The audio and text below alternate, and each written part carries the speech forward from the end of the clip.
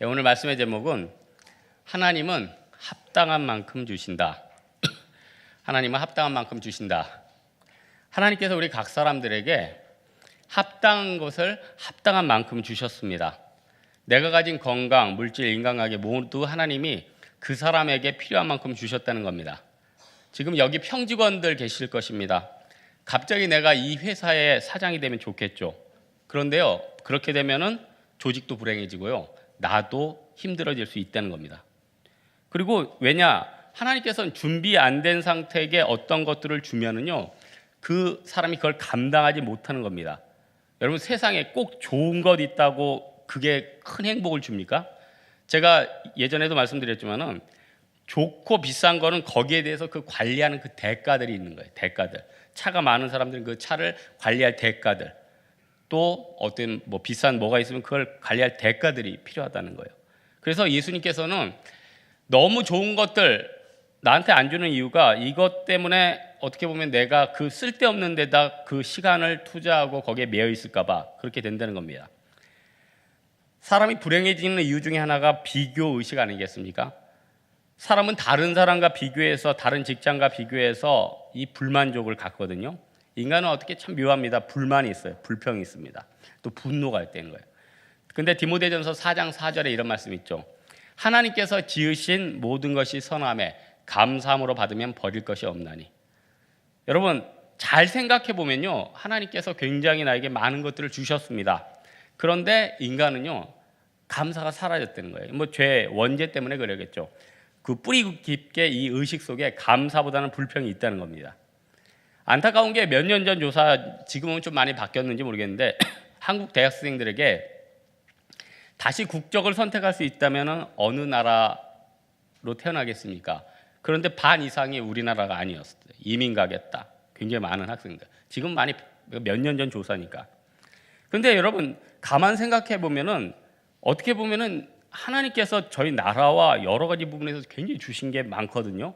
사실 저는 과거만 해도 예전에 뭐 미국에 잠깐 연수 갔다 오기도 하고 중국에도 어디 갔다 오고 이렇게 하면은 땅 큰 나라가 참 부럽더라고요. 아유, 미국 가니까 이거 이 나라에서 태어났으면 영어 공부 안 해도 되는데, 중국 가면 중국 공부 따로 안 해도 되는데, 일단 세상 말로 한번 먹고 들어가는 거 아니에요? 아니, 안 그렇습니까? 어렸을 때보다 죽도록 해도 안 되는 거 그냥 먹고 들어가는 거 아니에요? 거기다가 캐파가 크잖아요. 크니까 뭘 하든지 거기서는 굉장한 거예요. 세계적인 게 된다는 겁니다. 그런데 가만 보니까 그게 또 꼭 다가 아니더라고요. 왜냐? 가령요, 뭐 미국 시카고 가니까 뭐 좋긴 좋더라고요. 그런데 좋긴 좋아요. 호수도 크고 빌딩도 크고 다 좋아요. 중국 가니까 좋긴 좋아요. 그렇지만은 그게 내가 그것들을 이용할 수 있는 규모가 아닌 거예요. 무슨 말인지 알겠죠?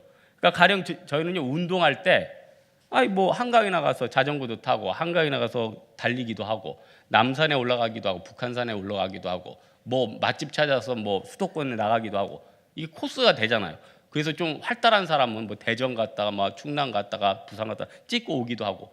그런데 미국이나 중국은 그게 안 되는 거예요. 그러니까 여러분, 중국에 이제 뭐 춘절 같은 데 보십시오.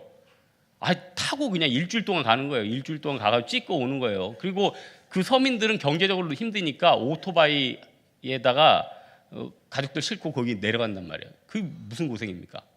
그리고 이게 누릴 수 있는 게 아니에요. 그래서 제가 깜짝 놀란 게, 나는 미국 사람들은 다 디즈니랜드 다 가보고 거기 뭐 유니버셜 스튜디오 다 가본 줄 알았는데, 미국 사람들 제가 이렇게 여행하다 보니까 제가 디즈니랜드 갔다 왔다니까 깜짝 놀라요. 네가 부럽다. 미국 사람은 이제 자기 주에서 안 벗어나요. 여러분, 그 착각이에요. 미국 사람들은 LA 찍고 뭐 시카고 찍고 플로리다 찍고 그게 아니라 자기 주를 안 벗어나더라고요. 그래서 제가 몇 군데 찍었다니까 깜짝 놀라고 부럽다 그러고 그렇다는 거예요. 그리고 뭐 중국 같은 경우는 아예 북경 밖에 있는 사람 북경 진입 자체가 안 되잖아요. 그러니까 그렇게 비교하면 우리나라가 사실 굉장히 평등한 나라고, 의식도요, 저는 뭐 우리나라가 뭐 냄비 의식이 있어서 갑자기 뜨거워지고 갑자기 식고 했다는데, 가만히 우리나라 역사를 보면요, 이렇게 당파져가지고 피 튀기게 싸우고 기질이 안 좋은 부분이 있긴 있어요. 있긴 있는데 또 좋은 부분도 많아요.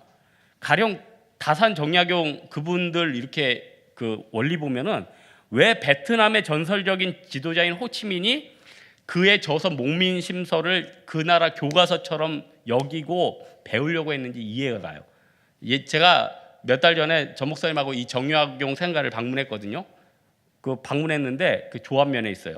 그런데 거기 가보면은 진짜 이분이 정말로 이분의 사상과 이런 게 얼마나 배울 만한 것인가 이 깨닫게 되는 거예요. 그래서 가만 보면은 이미 저에게 충분히 많은 거 주셨습니다. 근데 우리는 불평해요. 작다, 분단됐다, 뭐하다 우리 교회는 안 돼. 그러니까 어디 교회를 가도 우리 교회 잘 된다 만족하는 데는 별로 없어요. 또 그렇게 하면 하나님 또 깨주시고, 왜냐하면은 하나님께서는 결국 궁극적으로 하나님만 붙들게 만들기 원하시고 궁극적으로 또 이미 우리에게 활용할 수 있는 좋은 것들을 다 주셨다는 겁니다. 한번 가슴에 손을 얹고 한번 내 자신을 돌아보세요. 하나님이 없다 나는 힘들다 하지만은 의외로 굉장히 좋은 것들을 나에게 주셨다는 겁니다. 오늘 본문에 보면요, 예수님을 따르던 많은 사람들이 예수님이 이렇게 니네 앞으로 핍박 있다 힘들다 하니까 갑자기 쭉 떠났어요. 그 전까지만 해도 예수님 따라다니면 뭐 5천 명이 밥 먹고, 그리고 뭐 별로 일할 필요도 없잖아요. 예수님만 열심히 신방만 따라다녀도 막 이것저것 먹고, 그리고 꼭 분위기가 보니까 민중들이 따라요. 인기가 있어요. 정치도 보면 인기 아니에요. 그 인기가 있으면 어떻게 돼요? 나중에 정권 잡겠죠. 그러면은 예수님 왼편 오른편에 있는 사람들 이것저것 나눠 갖는 것 아니에요. 그러면은 예수님 옆에 있으면 이익이 있단 말이에요. 그러니까 필사적으로 따라다녔겠죠. 5천 명이 모였다. 아니 인기 없이 5천 명이 아이돌입니까? 그거 안 돼. 힘듭니다. 안 되는 겁니다. 그만큼 예수님께서 떡을 준 것 아니에요. 소망을 준 거 아니에요. 좋은 것들 준 거 아니에요. 그런데 이때 예수님이 딱 촌철살인의 한마디를 던지죠. 나를 따르는 핍박이 있고 어려움이 있고, 그리고 피력하시잖아요. 내가 세상 정권 잡으려고 있는 게 아니다. 그 순간 사람들이 막 흩어지기 시작합니다. 여러분, 예수님께서는요, 때때로 나에게 이렇게 너 풍부하기만 하진 않아. 때로는 너에게 빈곤을 허락할 거야. 또 때때로는 너에게 좋은 걸 줘 하면서 예수님께서요, 때때로는 풍부, 때때로는 빈곤을 허락해 주신다는 겁니다. 굴곡을 허락해 주신다는 거예요. 왜냐? 예수님이 내 주변에 있는 게 가장 귀중하다는 것을 깨닫기 위해서. 아마 우리 인생 가운데 굴곡이 없으면은 그것처럼 슬픈 게 없을걸요. 그러니까 쿤밍인가요? 사계절이 다 봄인데 사람들이 행복해하지 않는 것 같아요. 왜냐하면은 늘 봄이면 좋을 것 같죠. 이게 아니에요. 늘 겨울이면 좋을 것 같죠. 그게 아니에요. 늘 여름이면 좋을 것 같아요. 그게 아니라는 거예요. 그래서 참 전 보면은 우리나라 날씨도 복 받은 것 같아요. 날씨도 이게 굉장히 복을 받은 것 같아요. 여러분, 예수님께서 오늘 복문전에 5천 명 먹이는 사건이 나오는데 저는 이런 생각을 했어요. 예수님은 정확하신 분인데 왜 12강제를 남겼을까? 칼같이 딱 군인들도 있잖아요. 전쟁에 주진 군인은 용서받아도 배식에 실패한 군인은 용서가 될 수 없다는 명언이 있어요. 군대에. 그만큼 군인들이 먹고 사는 게 목숨 건단 말이에요. 그런데 이 예수님께서 배식에 실패하신 거 아니에요, 사실. 실패한 건 아니죠. 모자란 것보다 나으니까. 그런데 과유불급이란 무슨 말이죠? 어쨌든 예수님께서 왜 이런 어떻게 보면 넘치는 것들을 허락했을까?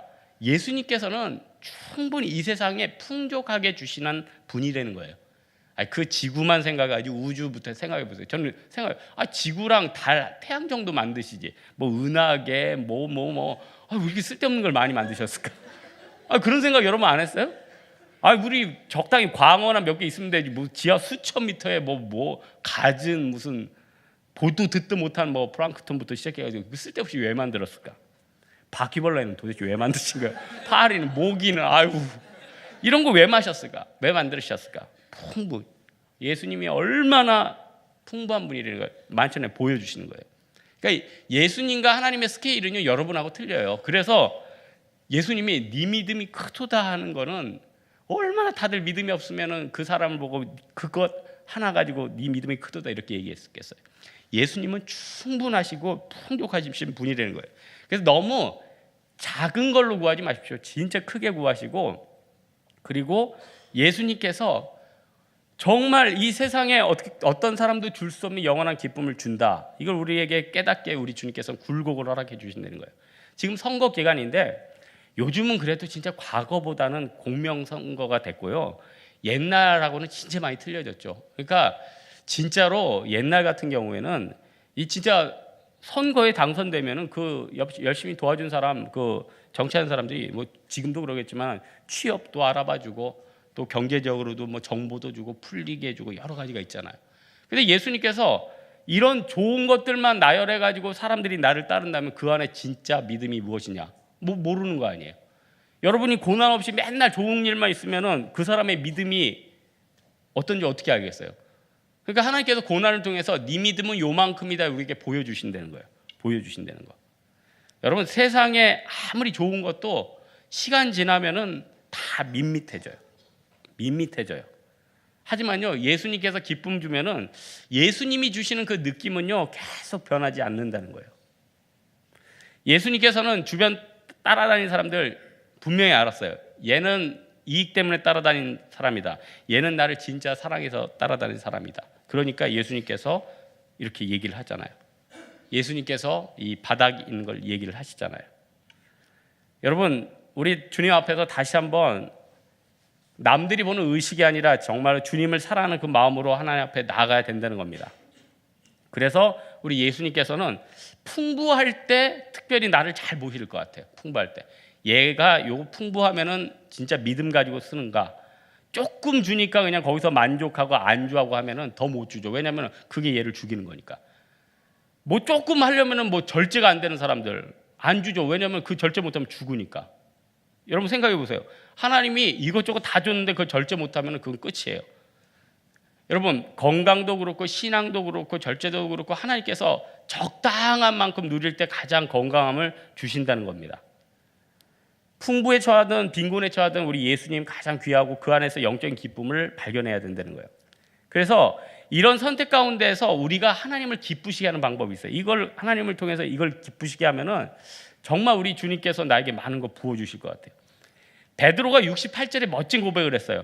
시몬 베드로가 대답하되 주여 영생의 말씀이 주께 있사오니 우리가 누구에게로 가오리까? 그러니까 예수님이 그러잖아요. 5천 명이고 뭐 다 흩어지니까 제자들한테 그래. 니네도 가려느냐? 아마 예수님께서 늘 서프트라이트만 받는 거 아닐 거예요. 그러니까 제자들에게 딱 이걸 던지잖아요. 너희도 가려느냐? 그때 베드로가 멋진 얘기하죠. 여러분 베드로는 제가 볼 땐 굉장히 순수한 사람입니다. 왜냐? 순수하지 않은 사람들은요 어떤 얘기할 때 앞뒤를 잽니다.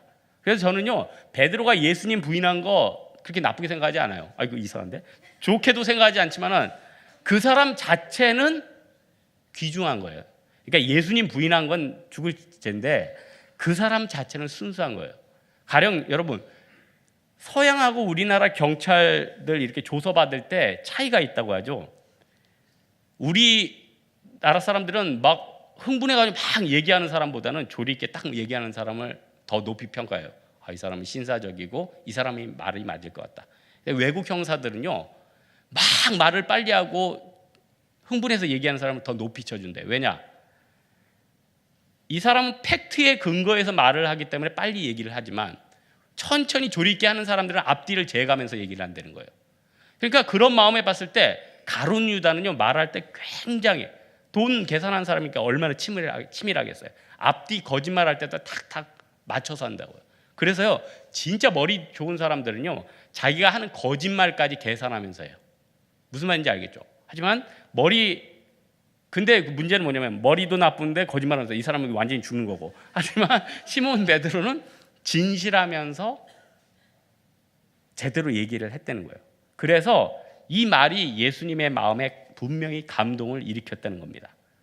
여러분 우리가 과연 예수님을 마음을 감동시킬 수 있는 그런 말을 하고 있습니까? 예수님께서 나의 반응을 보시는 것 같아요. 왜냐하면 신앙이라는 건 예수님과 나의 커뮤니케이션 아니에요. 반응 아니에요. 여러분 진짜 예수님이 나한테 어떤 딱 반응을 요구했을 때 여러분 과연 어떻게 반응하고 있습니까? 그럼 예수님 앞에 그 반응, 이런 베드로 같은 그런 감동의 반응을 줘야 될 거 아니에요. 요즘 뭐 뭐 시국이 힘들고 하다 보니까 사실 너무 힘들 때는 사실 언급을 안 하는 게 좋습니다. 그래서 그 언급할 얘기는 없는데 이런 글이 있더라고요. 각 나라마다 어떤 위급 상황에 처해졌을 때 그 나라 남자들의 마음을 움직이는 말이 있대요. 그 가령 어떤 위급한 상황이에요. 사람들이 막 죽어가고 힘들 때 그때 영국 사람들은 당신은 신사다 하면은 남자들이 움직이기 시작한대요. 그래, 난 신사지. 목숨 바쳐서 움직인대요. 미국 사람들은 당신은 영웅이다. 그러면은 움직인대요. 남자들이 다 움직인대요. 독일 사람들은요, 이건 룰이다. 그럼 막 움직인대요. 일본 사람들은요, 남들이 다 한다. 그러면 또 한대요, 자기들. 우리 한국 남자들은요, 당신 겁쟁이구만. 이러면 움직인대요. 나 겁쟁이 아니야. 그러니까 각 나라마다 반응이 있단 말이에요. 반응. 그렇다면 우리 예수 믿는 사람들은 어떤 반응을 해야 되느냐는 거예요. 우리 주님께서. 이거 잘 생각해야 됩니다. 나는 어떤 말에 반응하는가? 나는 믿음의 말에 반응하는가? 아니면 남들 의식에 반응하는가? 나는 어떤 봉사를 하고 리더를 하고 교사를 할 때 무엇 때문에 하는가? 나의 삶과 나의 생각을 움직이는 원동력은 무엇인가? 그러니까 뿌리 깊은 나무가 뭡니까? 결국 나의 신앙에 기본하는 거예요. 깊이. 시몬 베드로가 68절에 멋진 고백하죠. 주여 영생의 말씀이 주께 있사오니 우리가 누구에게로 가오리까? 시몬 베드로는 다른 것보다 영생의 말씀이라는 걸 벌써 마음속에 받아들인 거죠. 그리고 가이사라 빌립보 지방에서 더 멋진 고백 하나 있죠. 마태복음 26장 16절. 주는 그리스도시요 살아계신 하나님의 아들이시니이다. 베드로는 뭐 무식한 어부 뭐 여러 가지 일은 있지만은 정확한 걸 알았잖아요. 정확한. 뭐 예수님은 어떤 분이라는 거, 어떤 분이라는 거. 그러니까 베드로의 위대성은 바로 이거라는 겁니다. 여러분, 우리 예수님께서는 어떻게 보면 이런 베드로의 한마디에 감동을 받았을 거예요. 정말 어떻게 보면 겟세마나에 달리기 전에 그 공생애가 거의 끝나갈 무렵 얼마나 마음이 외롭고 힘드셨겠습니까? 그때 감동 있고 동행이 있었다는 거예요. 그래서 예수님께서 물론 12제자 다 사랑하시죠. 하지만 베드로, 야고보, 요한 그들에게서 예수님께서 어떤 위안을 얻으셨겠습니까? 나와 힘들 때까지 같이 해줬구나. 그래서 여러분 신앙인 중에 정말로 다른 사람에게 위로가 되는 사람은 진짜 힘든 일 있을 때 동행해 주는 사람. 그러니까요, 어떤 사람을 정말로 배려를 한다 그러면요, 장례에 났을 때 진심으로 한번 찾아가더라도 찍고 오는 게 아니라요, 잠깐 머물러도 그 진짜 위로가 되고 오고요. 그리고 선물 하나를 하더라도요, 그냥 치르는 선물이 아니라 작은 거라도 정말 마음을 담는 거, 벌써 상대가 느끼는 거거든요. 그러면 상대는 진짜 감사해 하는 거죠. 그 기뻐하는 거죠. 우리가 이런 마음이 있어야 되는 거예요. 그러니까 우리가 신앙생활 할 때도 남들 11조 하니까, 남들 철야 참석하니까, 남들 새벽기도 하니까, 물론 이 정도 되면은 진짜 신앙이 깊어진 거예요. 이게 이 정도로 움직여진다는 거는 안에 성령과 신앙의 바탕이 없이는 이게 잘 되는 게 아니거든요. 그렇다면은 그 외에 여러 가지 있잖아요. 이런 것들이 정말 그 바탕 가운데 이런 믿음이 있어야 된다는 거예요. 우리가 신앙의 뿌리 깊은 게 있고 예수님을 사랑하는 마음이 있으면, 율법의 완성은 사랑이라면서요. 근데 우리 많은 사람들은 율법의 완성은 율법입니다. 율법의 완성은 율법이에요. 우리가 얼마나 율법적인 부분에 많이 매여 있는지 모르겠습니다. 제가 총신대학원 다닐 때 그 교수님이 한 얘기가 참 인상적이에요. 이 교수님 고신에서 오래 지내셨어요. 주일에 절대 뭐 못 사 먹게 했어요. 근데 주일날 어머님이 아프신 거예요. 교수님이 그래요. 어머님이 아프신데 약국에서 약은 살 수 없고, 그래서 고민하다가 묘안을 생각했어요. 친구를 불렀어요. 나 대신 약을 사와라. 그리고 친구는 죄를 짓고 자기는 죄 안 짓고 어머니를 고치고. 생각이 굉장히 기특하죠. 이 생각이요. 이 초등학생이 기특한 생각 아니에요? 그런데 그 사고방식이 어디예요? 율법적인 카테고리가 있는 거예요. 율법적인 카테고리. 그래서 여러분, 많은 신학을 하는 사람들이나 목회자들이 어떻게 보면은 던지기 싫어하는 말들이 있어요. 괜히 이 얘기하면은 본전도 못 찾아. 왜냐하면은 답은 못 주는데 괜히 이런 말 해가지고 시끄러진 게 싫으니까. 그러니까 언급 안 하는 거예요. 몇 가지 있죠. 주일날 시험 보는 거. 여러분 찔리지 않아요? 남들은 세상 사람들 죽도록 공부해서 붙을까 말까 하는데 나는 죄책감까지 느껴가면서 시험 봐. 굉장히 피곤한 거 아니에요? 솔직히 피곤하지 않아요? 그래도 목회자들한테 물어보면 대부분 주일 성수 해야죠. 그러니까 제가 주일 성수가 나쁘다. 이건 절대적인 건데, 신학에서 답도 줘야 되고요. 같이 고민은 해야 된다는 거예요. 던져놓고 끝나는 게 아니라. 그래서 제가 옛날에 그 교수님한테 이렇게 이런 것도 나눴거든요. 그래 교수님도 골치 아픈 거예요. 이게 만만치가 않는 거예요. 그래서 이게 잘 생각해요. 예수님께서 안식일에 밀밭에서 먹는 제자들을 정죄하는 장면, 주변 사람이 정죄하니까 인자는 안식일의 주인이다. 그러니까 결국은요, 그게 딱 답이 있는 게 아니라 예수님 사랑하는 마음으로 기도하면서 나가라는 거예요. 아니 사실 뭐 주일날 시험 보는 거 빼고 나머지는 여러분 완벽하게 지키고 있습니까? 평소에 완벽해요? 근데 그거 딱 하나가 걸려가지고 지금 굉장히 고민하고 계십니까? 그게 아니잖아요. 저도요, 몸에 좋은 것만 먹어야 된다는 걸 알고 있어요. 근데 이번 주에도 커피 믹스 안 좋은 걸 2잔이나 마셨단 말이에요. 이론은 아는데, 그러니까 여러분 어떻게 해요? 좋은 방향으로 가기 위해서 발버둥 치면서 가는 거란 말이에요. 예? 무슨 말인지 아시겠죠? 그래서 그걸 가지고 각 사람마다 하나님 앞에 그걸 조율하고 때로는 보기도 하고 안 보기도 하면서 계속 믿음의 채널을 맞추는 거지, 우리는 그 본질적인 사랑은 없이 뭐 하면은 뭐 정죄만 하고 있잖아요. 이게 우리가 율법적인 사고에 우리가 박혀 있는 것 아닙니까? 가룟 유다가 참 용기 없고 비겁한 이유가, 가룟 유다가 사실 뭐 흠잡힐 게 그동안 뭐가 있었어요? 장부도 깔끔하게 처리했나 봐요. 뭐 드러난 것도 없잖아요. 예? 헌금 관리 잘하고 분배 잘하고 재정 나눠주고 아마 가룟 유다 괜찮았겠죠. 그런데 철저히 계산적인, 앞뒤 말하는 거 짝짝 맞아요. 하지만은 그 안에 생명을 살리지 못했다는 거예요. 우리 마음 가운데, 우리 생각 가운데 베드로처럼 솔직하고 시원시원한 그런 마음 있습니까? 그냥 앞뒤 재지 않고 주님 사랑합니다 하고 던질 수 있는 말이 있느냐는 거예요. 우리가 이런 말이 있어야 된다는 거예요. 그래서 예수님께서 마태복음 16장 17절에 베드로 칭찬하시죠. 바요나 시모나 내가 복이 있도다. 이를 내게 알게 한 이는 혈육이 아니요 하늘에 계신 내 아버지시니라. 우리가 하나님 앞에 어떤 응답을 받고 하나님이 가르쳐 주신 정답을 얻는 거, 우리가 율법대로 지키고 우리가 열심히 뭐 신앙생활하고 거기서 옵니까? 결국 영에 속한 하나님께서 우리가 영적으로 성령을 통해서 깨닫게 해주시고 변화시켜 주시고 알게 해주신다는 거예요. 그래서요, 우리 예수님은요, 우리를 너무 사랑하기 때문에 너무 못 깨달으시면은 나중에는요 아예 직접 화법을 써버리십니다. 성경에는요 많은 비유로 우리들에게 사실 가르쳐 줍니다. 성경의 비유는, 그러니까 여러분 정말로 고급적인 화법이 이 비유법이래잖아요. 그래서 몇 가지 어떤 거 뭐 중국 삼국지를 읽어보고 뭐 탈무드를 읽어보고 다 보면은 그 화법들이 다 비유법들이에요. 비유법이에요. 그냥 직설적인 게 별로 없어요. 전쟁 싸울 때도 뭐 너 죽여라, 뭐 몇 명 찔러라, 뭐 이게 아니라 뭐 바람은 왼쪽으로 부는데 오른쪽에 뭐 하면 제갈공명이 뭐 그런 얘기하면서 많은 부분에 있어서 사람들에게 아 이거구나 하면서 다리를 치게 만든다는 거예요.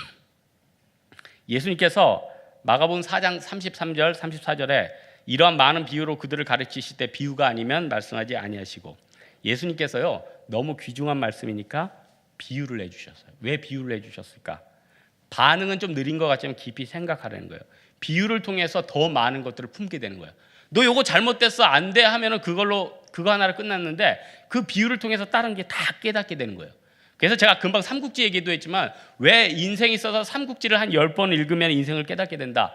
삼국지 한번 읽어보세요. 저는 이문열 삼국지를 여름마다 읽어요. 여름마다. 올 여름은 안 읽을 겁니다. 작년에도 안 읽었네. 굉장히 오래됐네. 옛날엔 좀 읽었어요. 여름이면 한번 쭉 읽어요. 쭉 읽어보면은 이야 이 비유가 뭐 직장생활, 신앙생활, 인간관계 뭐 다 해당돼요. 그냥 한 편의 스토리가 그 비유로서 어떻게 해야 될지 솔루션, 답을 준다는 겁니다. 우리나라도 사실 작품들 굉장히 뛰어난 작품들 굉장히 많아요. 그런데 우리나라 이게 굉장히 비유가 뛰어난 작품들이 많은데 이게 이 번역이 힘든 거예요. 우리나라 언어가 전 세계에서 두 번째로 힘들대잖아요. 핀란드 휘바 거기가 제일 힘들고 자이리토리 제일 힘들고 두 번째가 우리나라가 너무 힘들대요. 우리나라 사람들은요 그 안에 하나님이 힘들지만 그 안에 굉장히 묘미를 주셔서, 그래서 언어가 힘들고 뭐 복잡한 나라들이 수준이 사실 낮은 게 아니에요. 그래서 한국의 미션 스쿨 그 여고에 그 계셨던 미국인 교사가 쓴 글을 제가 한번 읽었는데 거기에 그분이 참 한국 사람들 정말 특이하고 대단하다 그런 글을 썼어요. 왜냐?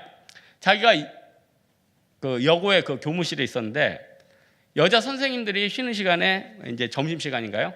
차를 마시며 이제 휴식 시간을 보내고 있더라는 거예요. 근데 이제 7, 80년대만 해도 여자분들은 그렇잖아요. 난로에 모여서 이제 차 마시면서 운치 있게 겨울이니까 난로에서 따뜻하게 찌면서 말 한마디 없이 이제 몇십 분 보낸단 말이에요. 근데 미국 문화에서는 이거 뭔가 중대하고 심각한 사항이 아니면 서로 얘기 안 하면서 이렇게 계속 있지를 않거든요. 거의 뭐 저기가 팽배해 있을 경우 빼고. 그런데 뭔가 그 안에서도 포근함이 있고 안정감이 있다는 걸 통해서 야, 이 사람들의 어떤 말로 못할 그런 수준이 있구나, 감동이 있구나. 그러니까 여러분, 비유라는 게 말뿐만 아니라 분위기나 여러 가지 부분에서도 얘기를 해주는 거죠. 그런데 성경에서 많은 부분을 비유를 얘기를 하는데 예수님이 너무 급할 때는 직설적으로 얘기해요. 세례 요한도 그랬잖아요. 죽어가는데 뭐 전부 다 바리새인 같은 일 하고 다 지옥 백성 되니까 이 독사의 자식들 아예 외치잖아요. 예수님께서도 천국 비유, 탕자 비유, 열처녀 비유를 다 얘기하는데 십자가에 못 박이기 전에는 아직 직설적으로 얘기를 해버리잖아요. 아예 그냥 제자들 그냥 다 졸고 있을 때는 나 깨어서 한시도 기도하지 못하느냐, 아예 호통을 치지 않습니까? 그래서 예수님께서 가룟 유다한테 하다 안 되니까 밑에 절에 70절에 보면 너희 중에 한 사람은 마귀니라, 너 마귀다, 나쁜 놈아, 이렇게 얘기한다는 거예요. 여러분, 예수님이 직설적으로 얘기했다는 건 그만큼 답이라는 거죠. 아니, 완벽한 하나님이신데 모르는 게 어디 있겠고 답이 뻔히 아니니까 나중에 급해지니까 직설로 나가는 것 아닙니까? 그래서 너무 급할 때는요, 우리가 직설적으로 살아야 돼요. 인생 그동안 굉장히 낭비하신 분들 있죠. 낭비하신 분들은 나머지 인생은 진짜 직설적으로 살아야 됩니다. 누구 신경 쓰고 자식할 것도 없어요. 좀 신경 쓰다가 암이고요, 좀 신경 쓰다 뇌졸중이고요, 좀 신경 쓰다가 관에 들어가 계십니다. 진짜 그래요. 누구 신경 쓸 시간도 없다는 거예요. 저는 스티븐 잡스가 이제 돌아가셨죠. 근데 그분이 옛날부터 굉장히 독설가였대요. 직원들 대놓고 스티븐 잡스의 독설은 유명하잖아요. 근데 이분이 췌장암 걸리고 나서도 독설이고 계속 독설이에요. 근데 이건 제 생각이에요. 뭐 읽고 나서 생각한 게 아니라 그냥 제 생각이에요. 왜 스티븐 잡스가 이렇게 직설적인 사람일까? 제가 생각할 땐 두 가지예요. 하나는 자신감이에요. 대학교 때부터, 어렸을 때부터 컴퓨터를 만졌단 말이에요. 그 흐름을 압니다. 그리고 자기가 제작했어요. 그러면은 누구보다도 거기에서 정통한 것 아니에요? 그렇다면은 자기가 답을 알고 있는 거예요. 그러니까 거기에 대해서 다른 사람들은 돌아가는 얘기를 하는데 자기는 직설적으로 얘기를 하는 거죠. 이게 답인 걸 아니까. 그러니까 성격이 조금 나쁘거나 좀 어떻게 보면 표현 방법이 부족하니까 그게 직설적으로 나타나는 거예요. 이게 다른 사람들 보기에는 독설적으로 보이는 거죠. 그러다 어떻게 보면은 스티븐 잡스 같은 경우는 얼마나 IT계에서 많은 변화를 줬습니까? 그 핸드폰 하나 가지고 어떻게 보면 여러 가지를 다 바꿔버린 부분이 있잖아요. 여러분, 내 인생 가운데서 예수님께서는 하나님 말씀이나 주변의 여러 가지를 통해서, 비유를 통해서 좋게 얘기하시지만 어쩔 때는요 직설적으로 얘기해요. 직설적으로. 어쩔 때는 직설적으로 때리기도 하고, 어떨 때는 막 직설적으로 막 혼내기도 하고, 직설적으로 말하기도 하신다는 거예요. 헌금 생활 잘 안 되면은 너 요즘 왜 이렇게 연체하고 있니? 직설적으로 해주시고, 자꾸 성경 보면 말라기가 펴지고 도둑질을 하는 놈이 나오고, 직통 계시도 가끔 줘요. 꿈속에서 뭐 하는데 뭐 나오고. 하나님은요 우리를 너무 사랑해서 세 가지예요. 그냥 놔두든지, 아니면 진짜 때려서라든지, 아니면 기다리든지. 그런데 주로 하는 말 있잖아요. 하나님이 뭐 날 치셨어. 그게 나쁜 거 아닙니다. 너무 사랑하니까, 너무 급하니까. 아놀드 토인비가 역사를 도전과 응절이라고 그랬잖아요. 우리가 신앙생활이 뭡니까? 하나님과 영적인, 하나님과 내가 그러니까 기도로 하고 하나님께서 기도 응답으로 이 도전과 응전이 계속 되는 거예요. 많은 사람들이 예수님이 너무 좋다는 걸 아는데 예수님이 좀 어려운 말씀 던지면 굉장히 부담감 느낍니다. 그때 예수님 그래요. 너희도 가려느냐? 그때 남아있으면 하나님의 영광을 보는 거고요. 그때 헌신하겠다 하면 거기에서 놀라운 폭발적인 축복이 있다는 겁니다. 오늘 68절 감동이 있어요. 시몬 베드로가 대답하되 주여 영생의 말씀이 주께 있사오니 우리가 누구에게로 가오리까? 우리가 머물 곳은 어디입니까? 예수님입니다. 우리가 머물 곳은 어디입니까? 아버지입니다. 우리가 의식해야 될 시선은 누구입니까? 예수 그리스도입니다. 우리가 하나님 앞에 드려야 될 것은 무엇입니까? 우리 인생과 물질과 생명까지 다 드려야 된다는 거예요. 사랑하는 우리 주님 앞에서 오늘 우리 주님의 그 좋으심을 깨닫고 믿음 가운데서 반응하는 여러분 되기를 주님의 이름으로 축원합니다. 이 시간 우리 하나님 앞에 기도합시다. 이 시간 기도할 때는 하나님, 결정적인 순간에 여러 가지 통로를 통해서 나에게 말씀하고 계시고 나의 믿음과 신앙은 지금 어느 정도인지 나도 깨닫지 못하고 있을 때 주님은 알려주십니다. 그 좋으신 하나님, 내가 믿음 가운데서 다시 고백하고 더 가까이 할 수 있도록 이 시간 하나님 앞에 기도하도록 하겠습니다.